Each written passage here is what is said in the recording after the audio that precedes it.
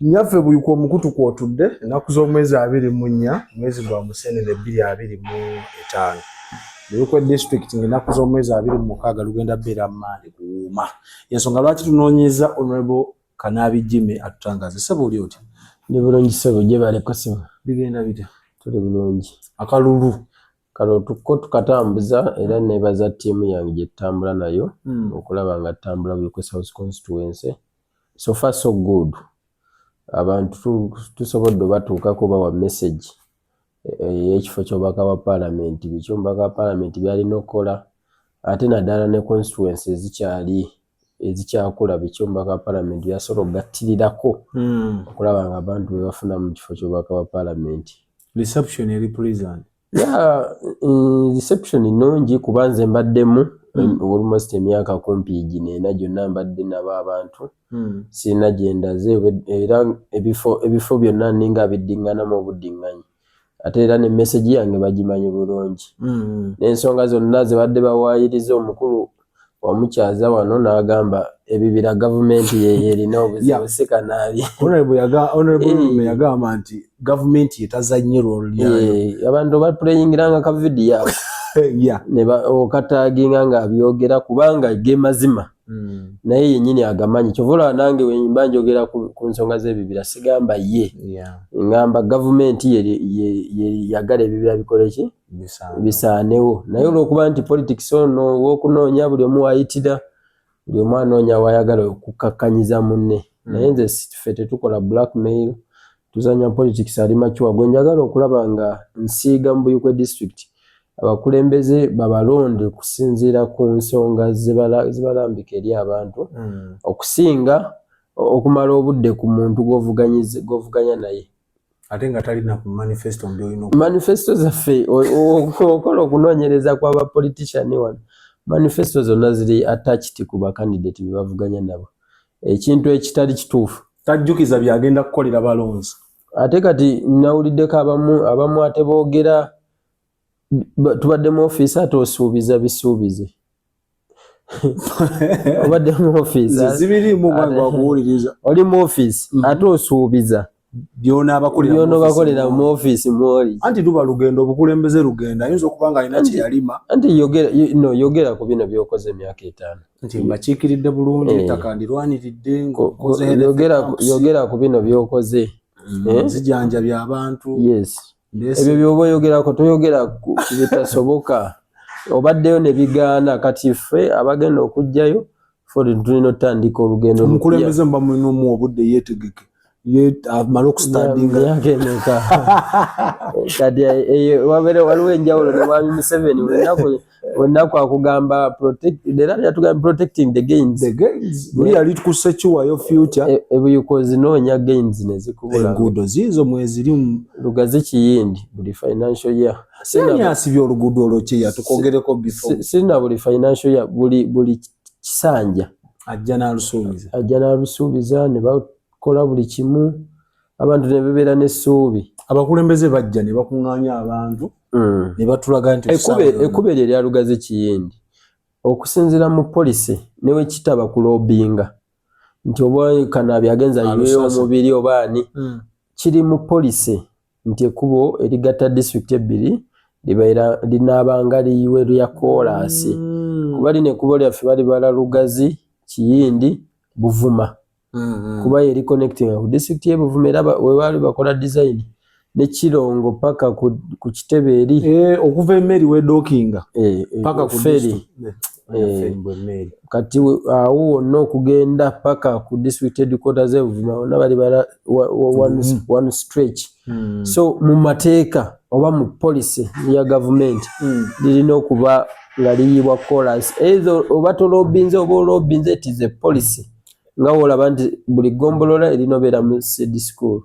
buli gombolola lirinobeera mu LSS center firi ekitegera it is a policy mu byamakubo kati honorable bwebanga policy nga bazze bali tusuubiza teribaawo obunafu bubeera bwani abakulembeze tebafaayo kujjukiza gavumenti buvunaanyizibwa bwayo obayo gavumenti awo kati wekijja mu lobbying nti gavumenti ebeera ne priorities naye okulobinga okukulu nnyo okubalemerako nti zino kilomita 28 ziyibwe kolansi n'otalindira na mu palamenti wano n'olindira mu ba stakeholder abalocatinga sente zino kuba kati buli financial year tugeze ministry ya works bajja allocatingira sente oba trillion kati balocatinga sente ezo bo mugondi yaabwe mu work plan yaabwe ne batematema nti zino batuwadde trillion weziti tugenda luguudo luno ne luno kati we lujjira mu committees za budget kiba kizibu kyusa bye bataddemu okitegeera kuba ne zibataddemu eziriko ababaka ba parliament abaliyo tolita tebasobola presentinga luguudo ne lujja mu committee n'ogamba nti bagenda lukubira mu committee kiba kiwedde ebisigadde beera nga rubber stamp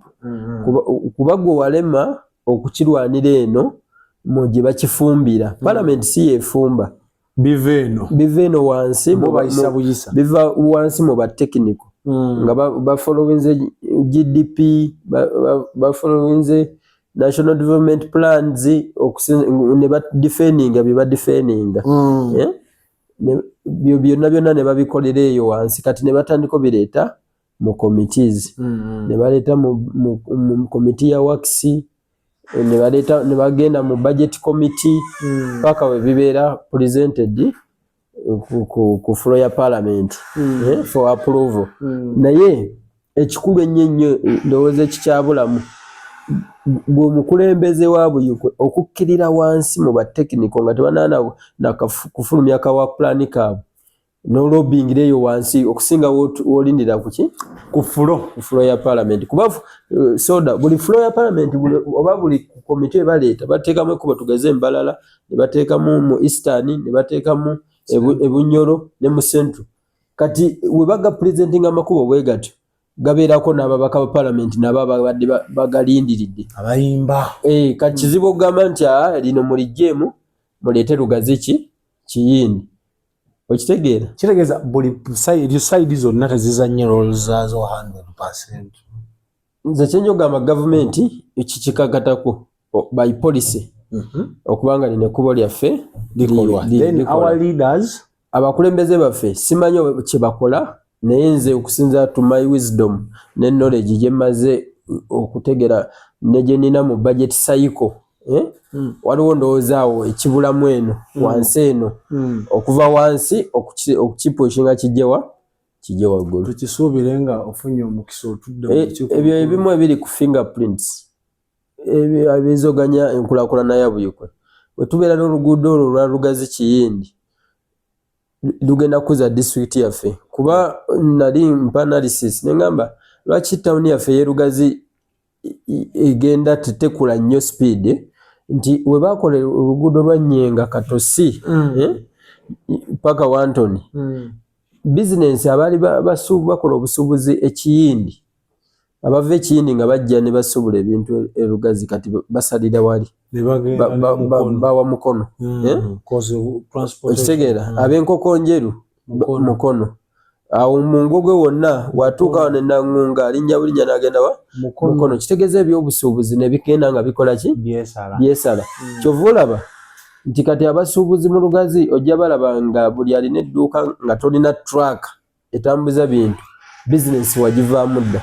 so kati tulowooza nti ekkubo lino we balirima okuva ekiyindi ne ligenda paka lugazi n'ab'ebuvuma bakola obusuubuzi okutwala ebuvuma tebajja genda mukono batambula butambuzi straight lugazi awo tawuni yaffe nekola ki nekola bulungi ekiri ku mimwa gy'Abannayuganda bulijjo bambuuza soda tubuulire ennaku z'omwezi 26 zituuse kolera abantu sebo yanjulo jjule kigenda obbeera mu Buyukwe ennaku z'omwezi nga 26 ffe tugiyita public holiday wano mu Buyukwe era tukunga abantu bonna emirimu giggwe ku Lwakubiri omwagala w'abangi His Excellency Robert Kyagulanyi Ssentamu agenda beera naffe mu district olunaku lulamba kuva ku makya paka kiro era wano wenkungira abantu bonna alina lwedi muteeke mukoolo alina Uganda flag beera nayo kwolwo alina vuvuzera alina firimbi alina fulaga za NUP fena tuzijjeyo kwolwo olunaku twanirize pulezidenti waffe mu kitiibwa mujjukire bwe yasembayo okujja wano ng'akola tours alambulako disitulikiti ez'enjawulo we bamusitopingira nga balaba ekibadde buyuko kisusse ku gw'obulamuzi so kyali kinene nnyo ate twagala kikubisaamu emirundi ng'ebiri ku mulundi guno pulezidenti waffe tumusuubira okubeera e Butema ku kisaawe Butema kiri mu Njeru municipality olwo tufuna road map yes tusuubira nti ajja yita Kayunga ajje atandike okunga district agiyingiridde Kirugu kyekisembayo ku Kayunga yes muluka gwe Nakalanga Kirugu ng'ekyalo muluka gwe Nakalanga agenda yingirira awo ajje Butema essaawa ez'okumakya tusuubira ssaawa 4 ssaawa 5 then we tumalala eyo ajje e Lugazi municipality ajja tambula bwati wava Ennyenga bwati natuuka Ennyenga ku poliisi tugenda mujjako ku chorus adde ku ttaka ajje Kiduusu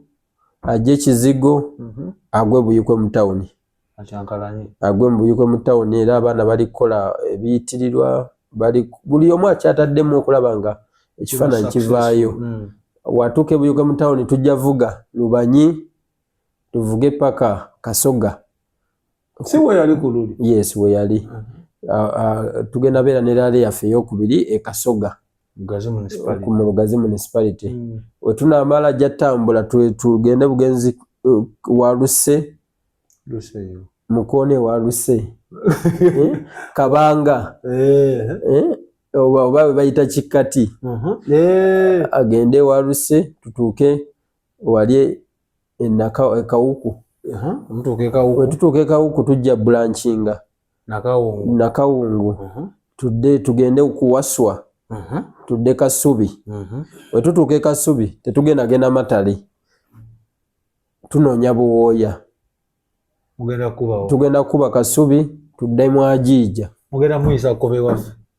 agenda ayita kwerereko anti kati agamakubo gonna genkusomera gonna kawerette twagala kubanga atambula butawunzi pulezidenti alina ayita wabi koba ayite Koba Ajiija watuuka Mwajiija tagenda mmalayo Lugasa agenda kudda Kiyaji akuba bwati adde Kiyaji afumite agwe bugwe mu Buwooya ku roundabout bwati then watuuka Buwooya ku roundabout adde wali ku venue so yeyo route gye tulina eya president wana amalalaale exit route twagala akwate Lugasa Nangunga Nkokonjeru tetusuubirayo distraction okuva mu by'ebyokwerinda nti wano toyitawo ng'ebyakyagula because twabimanyi no ebyo byonna tubisuubira naye twabikaanyaako ne security era nsuubira security okweyisa obulungi nga ddiru yali ekikoze leero tugisaba leero tusebo bwana security ani yennyini golina okugenda kozi nayogeddeko ne DPC nangamba wiiki eno ogenda kubeera nnyo busy ninga kikigenda ofuula so bwana security anti president ali mu district 3 ezaguleta mukono so balina okuba busy bonna abakola eno batono abakola eno ye bagenda kiki ekibafuula busy muli bamenyi b'amateeka no nze era nkyengamba security nti ffe mutuleke tukole ebyaffe tuli very peaceful temukola ku bucyankala tuli very peaceful naye era twabawa ka warning ne tubagamba president yonna gy'abadde ayitira twamonaizinga routes mwana ayita ate tugenda otuuka nga poliisi yennyini ate yeekoze eki yezikyusizza so tusaba leero tubakoola bassebo ne bannyaba ba security program eri harmonized namwe nsaba tugituukirize twalonda venues ez'enjawulo ezimu ne bazigaana naye ne tukkaanya tukozese zino venue so tubasaba kubeera mmwe nga mukuma bukumi mirembe ffe mutuleke tutambule president asobole okwogera n'abantu be aba Buyikwe abasabe obuwagizi because akalulu kano kali mu mateeka it is well constituted mu mateeka so nsaba security ku lunaku olwo olwokusatu tubeere nga tweyisa bulungi kuba nange ndi member wa district security committee byonna bye twadiscussinga ninako minutes so we tunakola ebiri contrary then gugenda momu bamubirese so banabuyukwe naye kikulu banabuyukwe ku lunaku olwokusatu mbakoowola bataata ba maama abaagala enkyukakyuka mujje mu bungi twanirize pulezidenti waffe owa Uganda empya eddako Robert Kyagulanyi Ssentamu. Musuubiza ki abaana kubanga sofa abantu batunula ku likodi bagamba mbalala sofa ekyalidinga Busia ekyalidinga wala we bagambye nti wakyalidinga musobola okulinga those numbers muziteekerawo Kyagulanyi andi nkubuulidde nti batutaganyiza ne venue zetubadde twagala zetusuubira nti ziri so pivotal mu mobilization naye nsuubiza abantu b'ebuyikwe tugenda kukola ekisinga tugenda kukola ekisinga pulezidenti amanyi district eno nti ya NUP so nkowoola abantu baffe bannaye mujje tumenyewo likodi ya Arua mujje tumenyewo likodi ya Arua likodi y'embalala Busia bataata ne bamaama mujje bannaye tulina ku mobilizingako resources okutegeekera pulezidenti